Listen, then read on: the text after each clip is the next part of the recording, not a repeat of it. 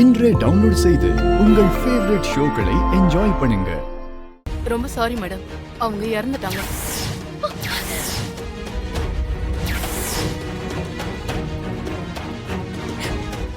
ரம்யா, என்னக்கா சொல்ற?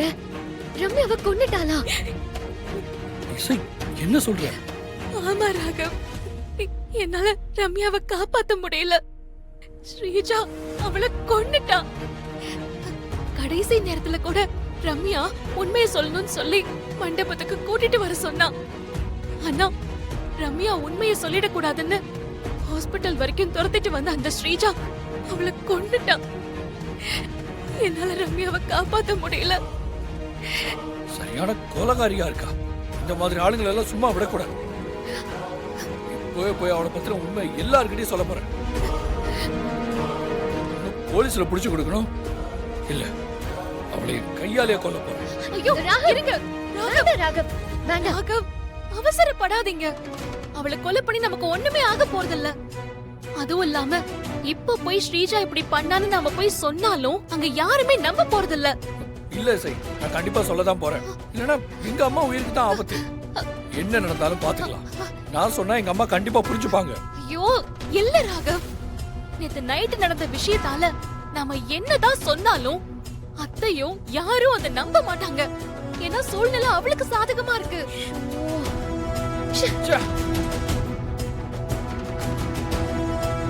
சரி சரி, நீ சொல்றத நான் கேக்குறேன்.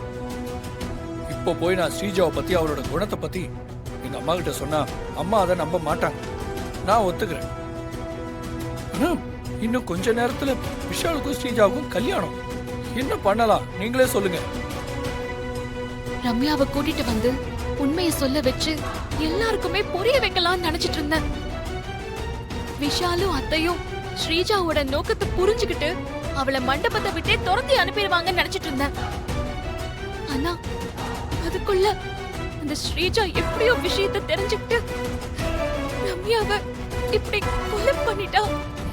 ஸ்ரீஜாவை இத்தனை நாள் விஷால காதலிச்ச பொண்ணுன்னு மட்டும்தான் நினைச்சிட்டு இருந்தேன்.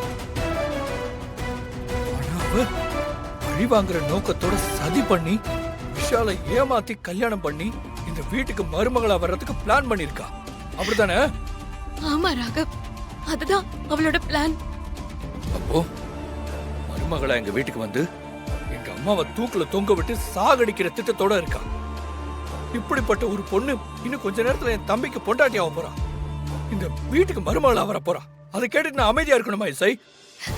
இல்ல ராகவ், ஏதாவது பண்ணி இந்த கல்யாணத்தை நாம நிறுத்தி ஆகணும்.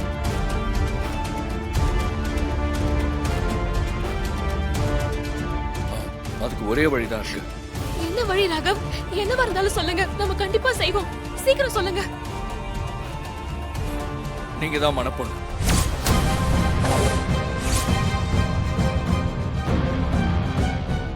மனமேடையில நீங்க தான் உட்கார போறீங்க. விஷாலுக்கு மனைவியா நீங்க தான் வரணும். அதுக்கு இதுதான் ஒரே வழி.